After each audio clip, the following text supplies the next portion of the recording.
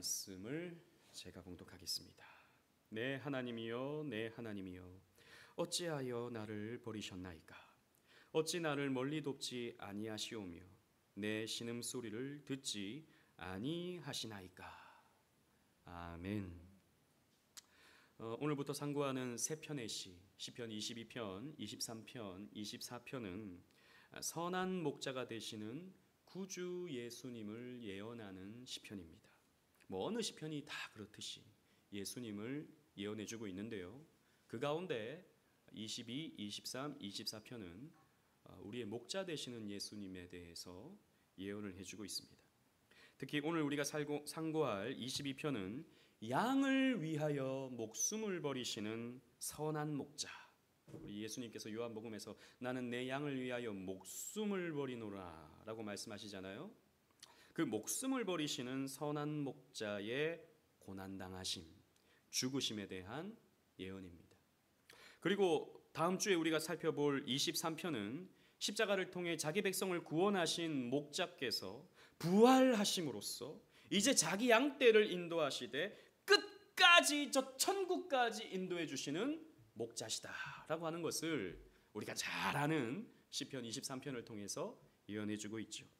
그리고 24편은 하늘에 올라가셔서 신실하게 섬긴 자들에게 영광의 면류관을 씌워주시는 목자장, 승천하신, 우리가 아까 금방 고백했던 하이델베르크 요리문답에서 고백했던 예수님의 하늘로 올라가심에 대한 그 승천하신 목자에 대한 예언의 말씀이다 라고 볼 수 있어요. 그래서 이 22, 23, 24편은 우리의 선한 목자 되시는 예수 그리스도에 대한 예언이다, 여러분들이 생각하시면 되겠습니다. 그리고 각각 예수님의 죽으심, 예수님의 부활, 예수님의 승천, 이렇게 예언해주고 있다라고 여러분들이 정리해 두시면 여러분이 나중에 시편을 또 읽을 때 더욱 깊이 있게 이해하실 수 있게 될 것입니다.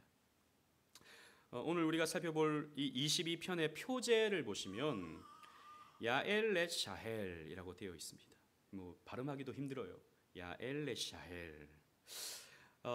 이 개역 개정판을 보면 사슴이란 곡조에라고 되어 있어요, 그죠? 사슴이라는 곡조. 그러니까 우리 곡조 여러 가지가 있는데 우리 이제 국악에서는 자진몰이 또 국거리 이런 리듬이 있지 않습니까? 사슴이라는 리듬이 있었던 것 같아요. 왜 사슴인지. 사슴이 이렇게 사뿐 뛰니까 이건 고란인가요? 아무튼 그렇게 뛰니까 그런 건지 사실 알 수는 없어요. 분명하게 알 수는 없습니다. 그러나 많은 신학자들이 이 사슴이라는 단어를 보면 이 야엘레샤헬이라는 이 글자에서 새벽 사슴이라는 의미를 발견합니다. 저 같은 경우는 이걸 봐도 무슨 말인지 아무것도 모르지만 신학자들은 여러 문헌들, 고대 언어들 이런 것들을 연구하면서 이 야엘레샤헬이 새벽 사슴이라는 뜻을 가지고 있다라고 하는 것을 말하고 있습니다. 우리 시의 내용을 보면 이 22편의 내용을 보면 여러 짐승들이 나오거든요. 황소가 나오고요, 사자가 나오고요, 그리고 개가 나옵니다. 아마도 이런 짐승들이요, 이 새벽 아침에 사슴을 사냥하는 장면, 이런 것이 이 시편의 좀 그 배경 속에 담겨 있지 않는가, 이렇게 추측할 수 있는 거예요. 여러분, 이런 그 아주 무서운 사나운 짐승들이 사슴을 사냥할 때, 특히 새벽에 사슴을 사냥할 때 장면을 한번 생각해 보십시오. 무시무시한 어두움. 그런데 여러분, 예수님께서 새벽에 십자가에 달려 고난당하시고 죽임당하시죠. 그 새벽이에요. 아마도 예수님께서 십자가에서 죽으시는 모습을 이렇게 새벽 사슴의 그림과 함께 이렇게 오버랩 시키면서 설명해주고 있는 것은 아닌가, 이렇게 생각해 볼 수가 있는 것입니다. 그래서 스펄전은 이 시편 22편을 십자가의 시다라고 이렇게 표현을 했습니다. 이 시는 주님께서 십자가에 달려시는 그 장면을 1000년 전에 예언을 한 근데 마치 눈앞에서 보고 있는 것처럼, 예수님께서 무슨 말씀을 하실지 다 보고 있는 것처럼, 어떤 상황을 겪으실지 다 보고 있는 것처럼, 현장에서 기록한 것처럼 느껴지는 시죠. 그러니까 예수님께서 그 엘리 엘리 라마 사박다니, 나의 하나님 어찌하여 나를 버리시나이까 라고 말한 것을 아는 사람들은, 많은 성도들은 그것을 알고 있죠. 이걸 아는 사람들은 많습니다. 그런데 이 구절이 시편 22편에 이미 예언되어져 있다고 하는 것을 아는 사람은 사실 드뭅니다. 우리 교회 성도님들은 제가 모르겠어요. 여러 번 이 말씀을 또 전했기 때문에 아실지 모르겠지만 많은 분들이 잘 몰라요. 구약에 이런 말씀이 있는지. 그런데 사실적으로 묘사하고 있다. 1000년 전 다윗의 예언이다 라는 것이죠. 그래서 다윗이 이 시편 22편을 썼는데 이것은 다윗의 경험일 수도 있어요. 다윗의 경험일 수도 있습니다. 다윗도 참 많은 고난을 겪었지 않습니까? 다윗도 참 수도 없이 많은 어려움을 겪었잖아요.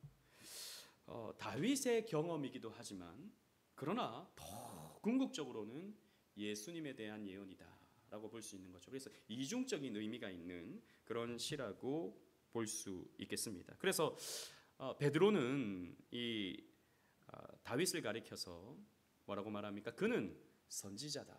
사도행전 2장에 보면 그는 선지자다라고 베드로는 말하는 것을 볼 수 있어요. 다윗은 선지자다. 예수님을 이렇게 정확하게, 이렇게 분명하게 예언한 선지자다라고 말을 했던 것이죠. 마태복음 27장 45절에 엘리 엘리 라마 사박다니라고 예수님께서 십자가에 달리셨을 때 외치셨습니다. 그죠? 이 엘리 엘리 라마 사박다니라고 하는 이 말은 시편 22편을 예수님께서 암송하신 것이죠. 암송하신 거예요. 예수님은 누구보다도 시편을 잘 알고 있었고 그 시편에 따라 기도하시는 분이셨고 그 시편을 따라 찬양하시는 분이셨습니다.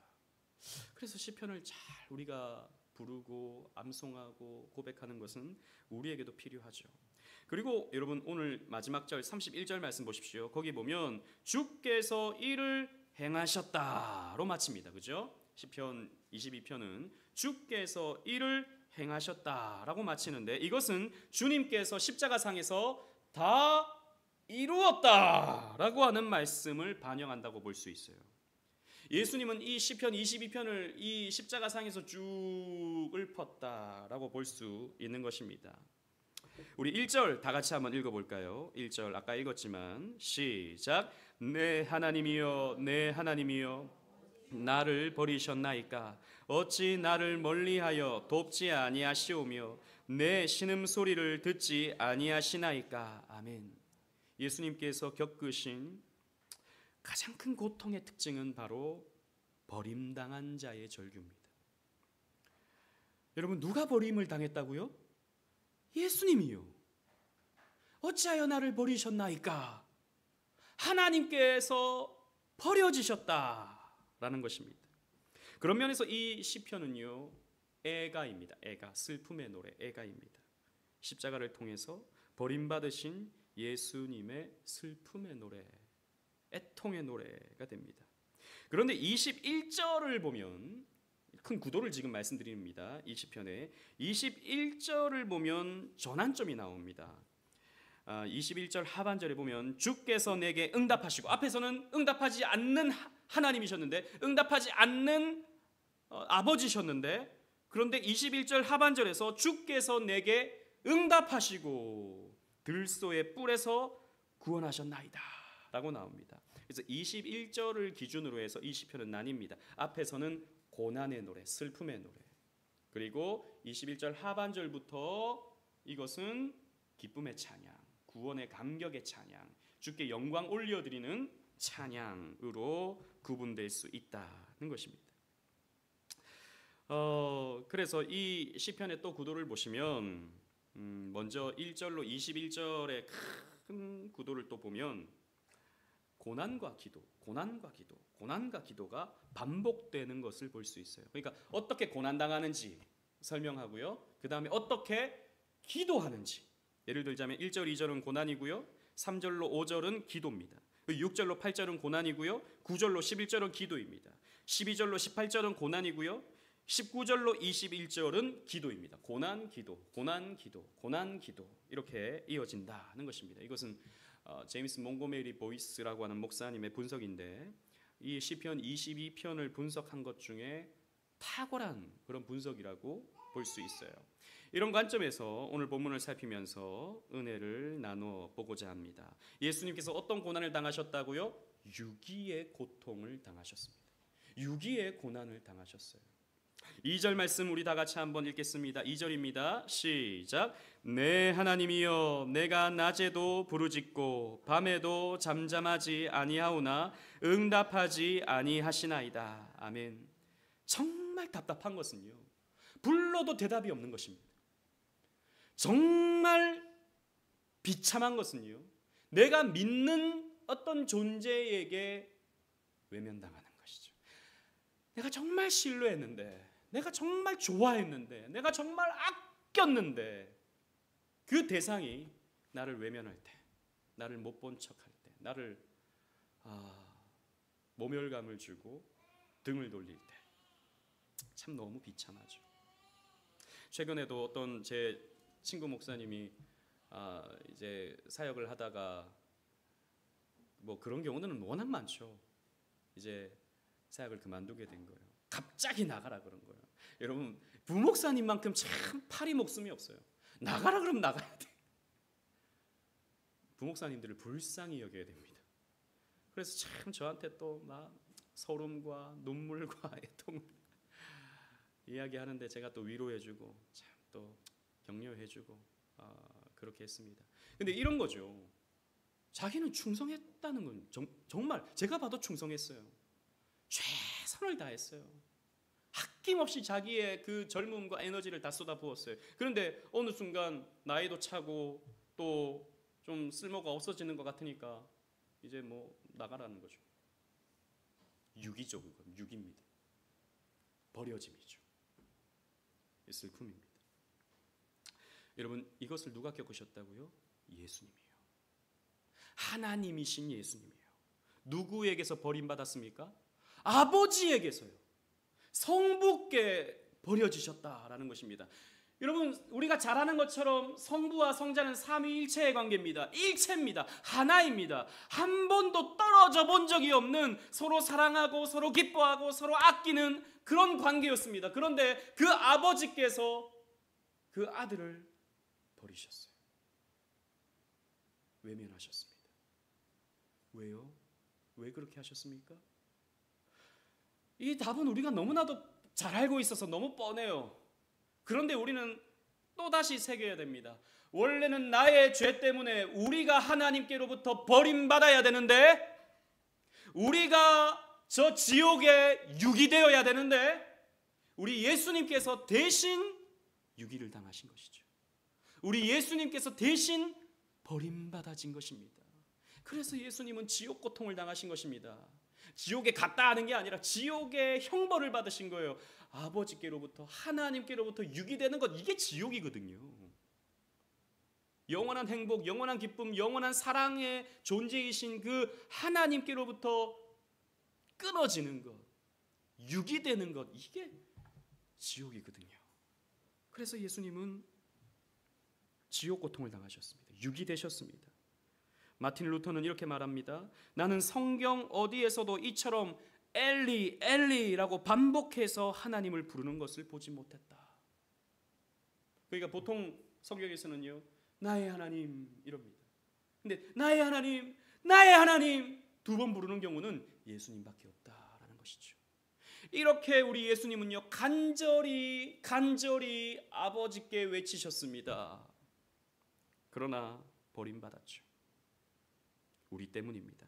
요한일서 4장 9절 10절 말씀, 제가 9절을 읽고 10절 다 같이 시작 그럼 읽겠습니다. 하나님의 사랑이 우리에게 이렇게 나타난 바 되었으니 하나님이 자기의 독생자를 세상에 보내심은 그로 말미암아 우리를 살리려 하심이라. 시작. 사랑은 여기 있으니 우리가 하나님을 사랑한 것이 아니요 하나님이 우리를 사랑하사 죄를 속하기 위하여 화목 제물로 그 아들을 보내셨음이니라. 아멘.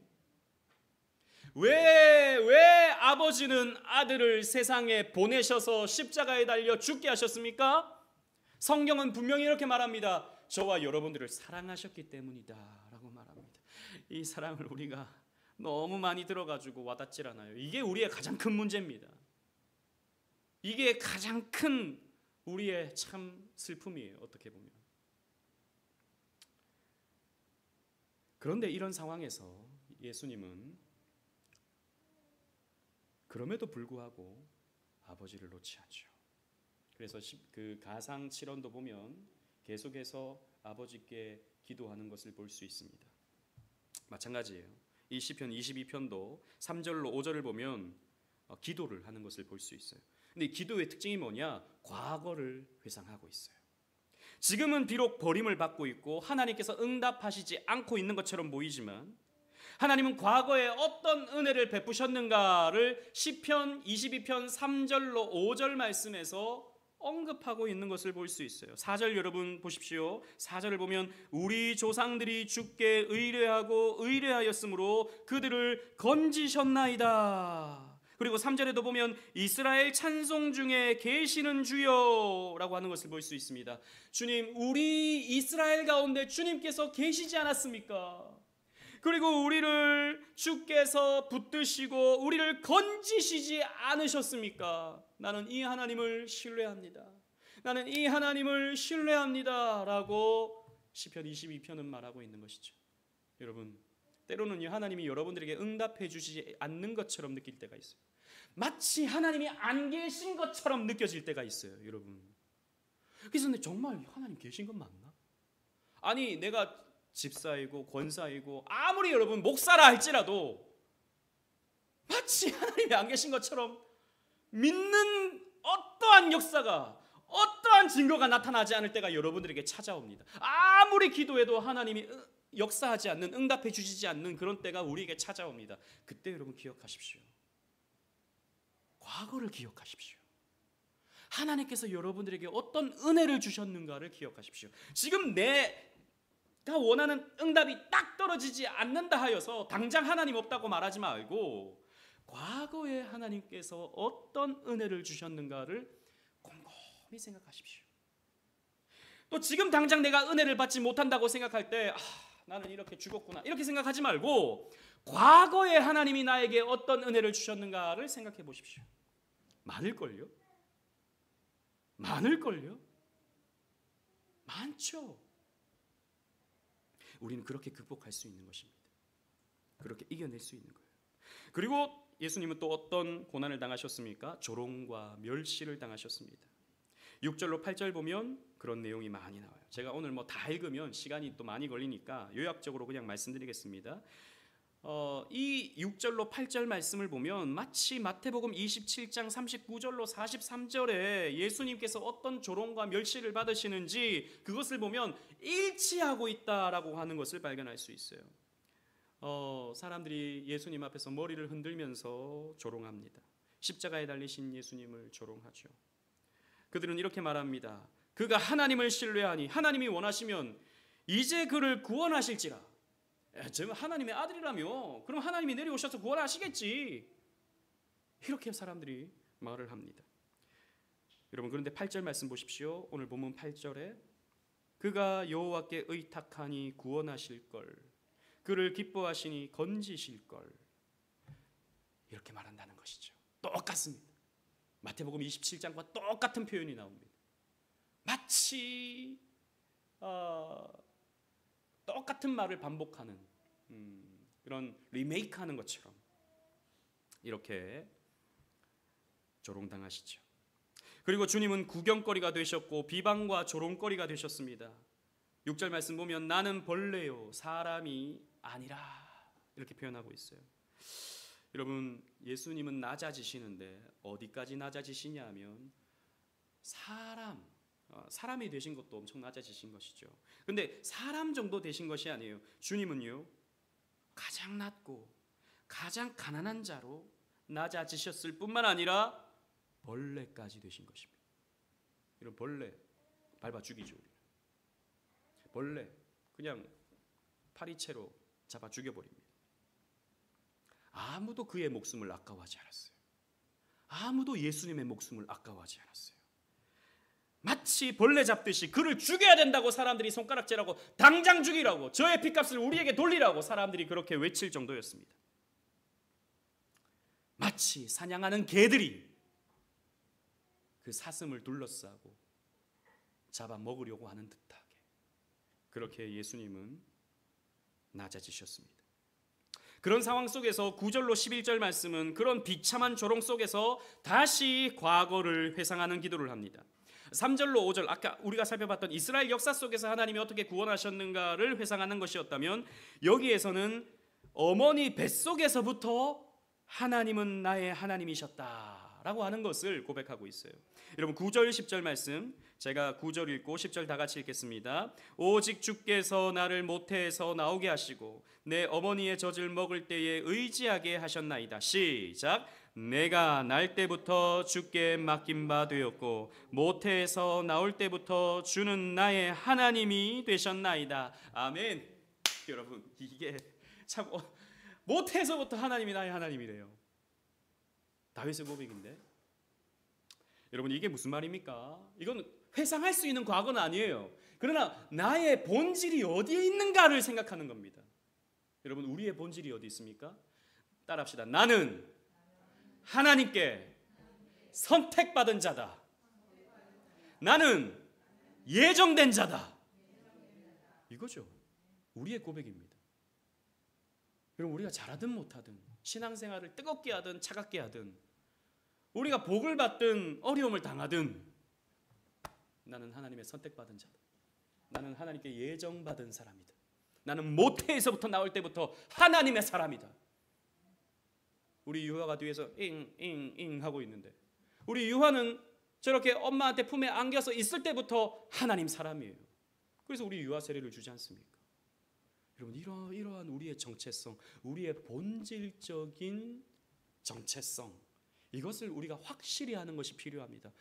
우리 앞에서 말씀드린 것처럼 우리의 상황만 놓고 보면 하나님이 날 버리신 것 같다고요. 우리의 상황만 놓고 보면 내가 이렇게 저렇게 흔들리는 것 같아서 내가 망할 것처럼 느껴진다고요. 그러나 나의 본질이 하나님의 자녀이고 하나님의 백성이고 선택받은 자고 예정받은 자라면 하나님이 나를 안 책임지시겠습니까? 책임지시죠. 책임지십니다. 이걸 우리는 믿는 것이죠. 그리고 세 번째로 어떤 고통을 당하셨는가? 육체적 고통을 당하십니다. 12절로 18절 말씀 보면 아주 자세하게 나옵니다. 12절에 보면 많은 황소와 바산의 힘센 소들이 지금 나를 둘러싸고 있어요. 그리고 16절에 보면 개들이 둘러싸서 위협하고 있습니다. 이 그림을 한번 상상해 보십시오. 무서운 짐승들이 나를 둘러싸고 있어요. 그리고 입을 벌리고 찢으려고 달려드는 모습이다 라고 13절에 표현하고 있죠. 여러분 이것은 어떤 장면을 예언하고 있는 것 같습니까? 유대의 지도자들이 예수님을 둘러싸고 있는 거죠. 로마의 총독과 군인들이 예수님을 둘러싸고 그 겟세마네 동산에서 기도하던 예수님을 둘러싸고 우리가 검과 몽치를 가지고 내가 잡으러 왔다 라고 하는 그런 모습을 생각나게 만듭니다. 이런 상황 속에서 14절 말씀 보면 우리 주님은요 물같이 쏟아지셨습니다. 14절에 예수님이 그래서 기도하실 때 겟세마네 동산에서 기도하실 때 어떻게 되셨죠? 땀방울이 어떻게 되십니까? 핏방울이 되십니다. 그리고 십자가에 달리셨을 때는 모든 뼈가 어그러지는 고통, 14절에 모든 뼈가 어그러지는 고통을 겪으셨습니다. 불에 녹아서 없어지는 초와 같이 되셨습니다. 여러분 초가 불에 녹아서 없어지죠. 없어집니다. 그런 것처럼 예수님의 육체가 녹아버리는 것이죠. 고통 속에서. 15절 말씀 보면 진흙에 구워져서 물기가 하나도 없는 질그릇 조각처럼 그 힘이 말라버려서 혀가 입천장에 붙어버리는 겁니다. 물기가 없으면 혀가 입천장에 붙어버리죠. 그런 것처럼 우리 주님께서 고통을 당하셨어요. 예수님께서도 십자가에 달리셨을 때 그래서 뭐라고 외치십니까? 내가 목마르다 라고 외치시죠. 마치 이 시편을 그대로 인용하는 것처럼 말입니다. 그리고 16절 말씀 다시 보시면 개들이 나를 애워쌌으며 악한 무리가 나를 둘러 내 수족을 찔렀나이다. 수족, 손과 발을 찔렀다. 여러분 사실 이 히브리 원어를 보잖아요. 그러면 어떻게 돼 있냐면 내 수족을 사자같이 했다라고 돼 있어요. 사자같이. 사자가 물어버리는 것처럼 내 수족을 찔렀다. 그 싸나운 이빨로 찔렀다라고 이렇게 표현되어 있어요. 그런데 참 재미있는 것은 70인역이 예수님 탄생 전 한 200년 전에 기록되거든요. 그러니까 번역되거든요. 구약 성경이.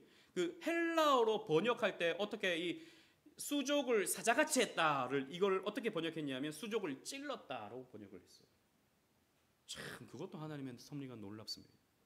실제로 예수님이 녹슨 세 개의 못으로 손발이 찔리게 되죠.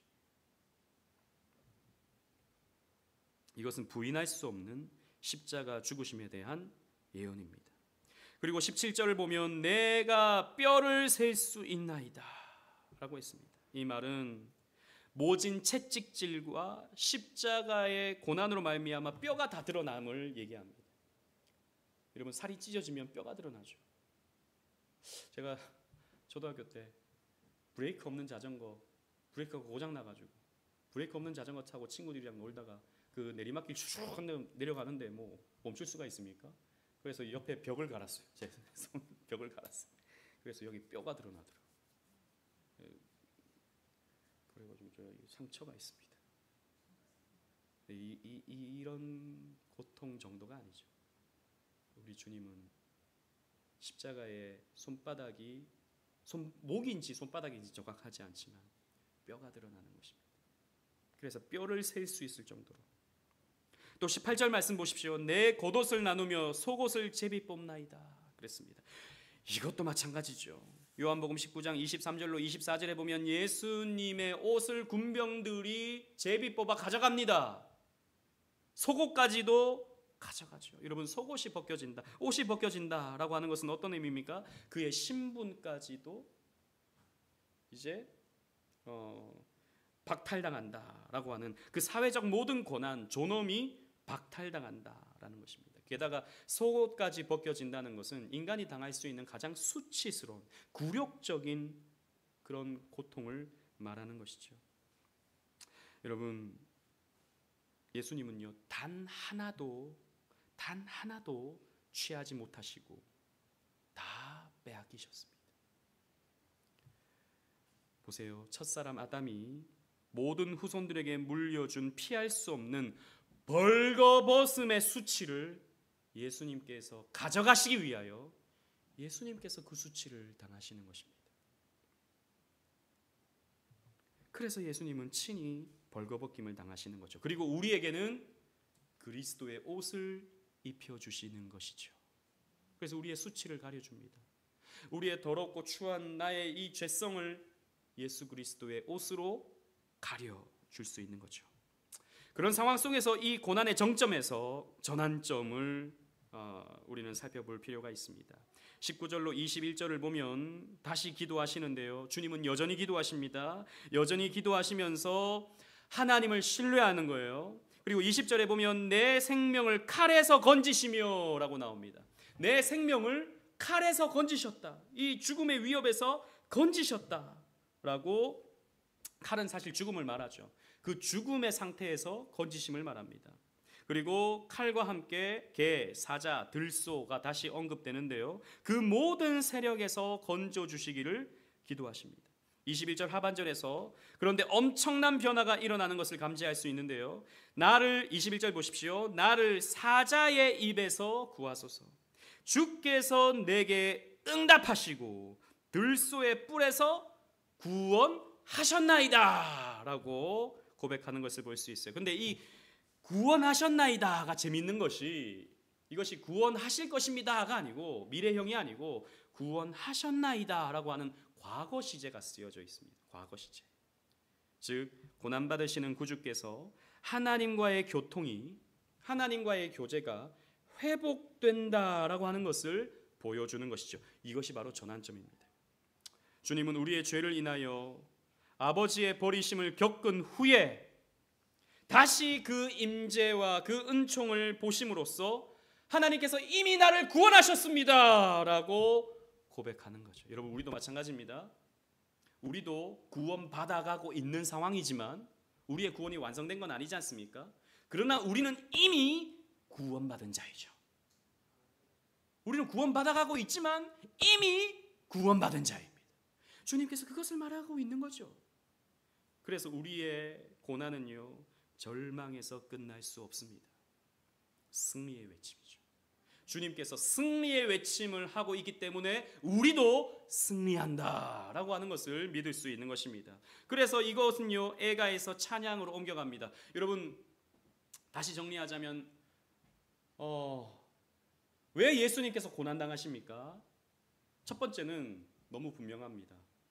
우리의 받아야 할 고난을 예수님께서 대신 가져가시는 거예요.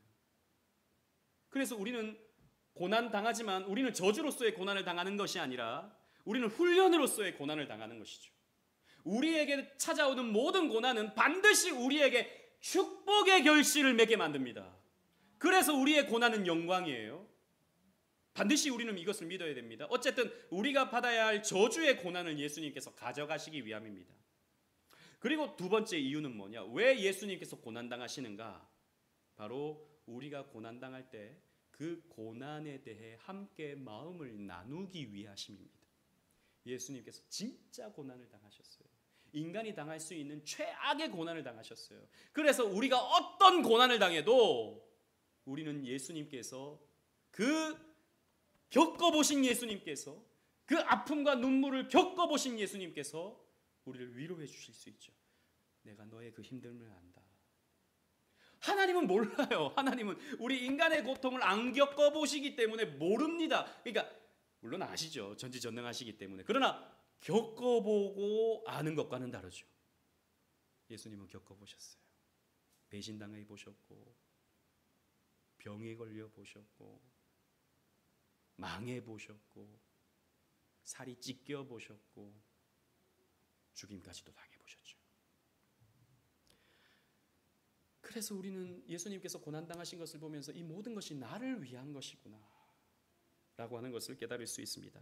그리고 이제 이 후반부 22절부터 이제 후반부로 들어가는데 그 내용은 찬양입니다. 22절 말씀 우리 다 같이 한번 읽어보겠습니다. 22절 내가부터 읽겠습니다. 시작. 내가 주의 이름을 형제에게 선포하고 회중 가운데서 주를 찬송하리이다. 아멘. 이제 구원의 영광을 누리시는 주님께서 형제에게 선포하시고 회중 가운데 찬송하십니다. 여러분, 여기서 회중과 형제는 누구를 말하겠습니까? 이스라엘을 말하죠. 이스라엘 백성들을 말합니다. 히브리서 기자는 이 구절을 주님의 말씀으로 그대로 인용하는 것을 볼 수 있어요. 히브리서 2장 12절 말씀 우리 다 같이 한번 읽어보겠습니다. 시작. 내가 주의 이름을 내 형제들에게 선포하고 내가 주를 교회 중에서 찬송하리라. 아멘. 시편 22편을 인용하는 겁니다. 히브리서가. 구약 성경을 신약 성경이 많이 인용하고 있는 것을 볼 수 있어요. 주님께서 이들을 구원하시기 위하여 목숨을 바치셨는데 이들을 향하여 내 형제라고 말하는 것을 볼 수 있어요. 우리를 형제라고 불러주십니다. 우리를 그러니까 이렇게 부르는 거죠. 동생아 이렇게 부르는 겁니다. 우리를 향해서 참 멋진 형님이죠. 참 멋진 오빠 되십니다. 그리고 23절에 보면 야곱의 모든 자손과 이스라엘의 모든 자손이라고 말씀하는 것도 마찬가지로 이스라엘 백성들을 가리키는 것을 우리는 확인할 수 있죠. 이들은 복음을 먼저 받은 사람들입니다.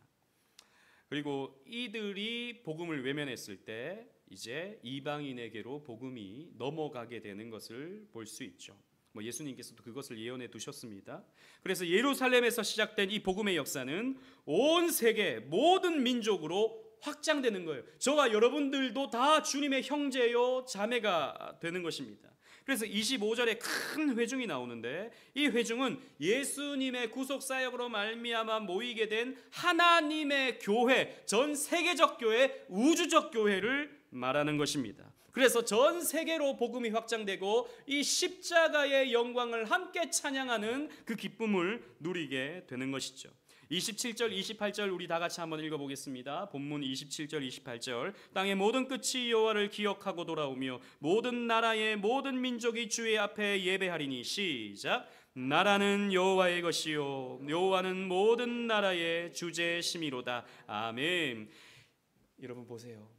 이 골고다 언덕에서 비참하게 죽으신 자기의 수치를 가릴 수 있는 그 실오라기 하나 걸치시지 못한 벌거숭이 예수님이 지금도 세계 곳곳에서 그분을 향하여 찬송이 올려지고 그분을 향하여 사람들이 기도를 하고 있고 그분을 향하여 경배를 하고 있고 그분을 위하여 살겠노라고 심지어는 죽겠노라고 충성을 다짐합니다. 신기하죠. 그때 당시에 볼품없는 죄수인데 비참하게 죽는 벌레 같은 존재인데 지금은 교회가 없는 대륙이었고 교회가 없는 나라가 없을 정도로, 물론 국가가 핍박을 하면 지하교회라도 있죠. 교회가 없는 곳이 없을 정도로 이렇게 퍼지게 되었습니다. 이 교회들은 다 십자가를 세우죠. 우리 교회는 밖에 십자가도 없고 안에도 별로 없지만 우리는 어쨌든 십자가를 사랑하죠. 우리 형상 십자가를 좋아하는 게 아니라 그 십자가의 복음을 우리는 사랑하는 것입니다. 그래서 31절에 보면 그 복음을 태어날 백성에게도 전하라 라고 말씀하고 있습니다. 그러니까 세대를 막론하고 민족을 막론하고 인종을 막론하고 모든 자에게 이 십자가의 복음을 전해라 라는 것이죠. 그래서 모든 사람들이 세계 곳곳에서 이 십자가를 붙들고 이 십자가를 노래하게 되는 것입니다. 말씀을 맺겠습니다. 31절에 와서 그의 공의를 태어날 백성에게 전하며 주께서 이를 행하셨다 할 것이로다 라고 했습니다. 여러분 무엇을 전하라는 것입니까? 무엇을 전해야 돼요? 주께서 이를 행하셨다는 것을 전하는 것입니다. 여러분 이게 복음입니다. 이게 복음이에요. 이것을 행하십시오. 이것에 순종하십시오. 그러면 구원받습니다. 이건 아니고요. 이건 율법이고요. 주께서 이를 행하셨습니다. 그러므로 우리는 삽니다. 라고 외치는 것이 복음입니다. 주께서 그래서 십자가에 달리셨을 때 다 이루었다 라고 말씀해 주시는 거예요. 마태복음과 마가복음이 주님께서 큰 소리로 외치시고 죽으셨다라고 기록한 것도 다 이것을 표현하고 있는 것입니다. 바로 그때 성전에서 휘장이 찢어졌습니다. 우리 정사기념예배 때 말씀을 살펴본 것처럼 성전의 휘장이 찢어졌습니다. 이것은 무엇을 의미했습니까? 완전한 속죄가 일어났다라고 하는 하나님의 선언이죠. 내가 이 십자가 제사를 받았다. 내 공의를 만족했다라고 하는 우리 주님의 사인이었습니다. 우리 하나님의 사인이었습니다. 그래서 더 이상 속죄일에 피를 가지고 들어가야 할 휘장은 이제 없어지게 되었습니다. 하나님의 보좌 앞으로 담대히 나아갈 수 있는 길이 그리스도 안에서 활짝 열렸습니다. 그래서 우리가 한 것이 없어요. 하나님께서 다 하셨습니다. 예수님께서 다 하셨습니다. 그 열어놓은 길을 우리는 그냥 들어가기만 하면 되는 것입니다. 이 들어가기만 하면, 휘장을 지나 담대히 주님의 보좌 앞에 나아가기만 하면 우리는 그 어떤 누구도 죄와 저주의 형벌 아래에 있지 아니하게 됩니다. 하나님의 자녀로서 우리는 영광을 누리게 되는 것이고 우리에게 나타나는 고난은 사랑의 징계밖에 남는 게 없습니다. 우리는 더 이상 할 게 없어요. 만일 주께서 행하신 일에 우리가 뭔가를 더한다면 그것은 복음을 망칠 뿐입니다. 주님은 우리에게 이 복음을 전하라 라고 말씀하십니다. 주께서 이를 행하셨다라고 말하라고 하십니다. 여러분 십자가 복음을 전하십시오. 십자가 복음이 사람들이 듣기에는 미련한 것이지만 이 십자가 복음이야말로 하나님의 능력입니다. 오늘도 이런 말씀 전하면 목사님 뭐 다 아는 거, 예수님이 날 위해 죽으셨다는 거 누가 모릅니까? 다 아는 거. 이런 거 말고요. 오늘 내가 힘든데 내가 이 힘들면 어떻게 극복해야 되는지 그런 방법, 첫째, 둘째, 셋째 긍정적으로 생각해라. 뭐 이런 거 좀 좋은 예와 함께 좀 가르쳐 주십시오. 사람들은 그렇게 말합니다. 오늘날 그런 게 사람들은 지혜 있다라고 말하죠. 그러나 그렇지 않습니다.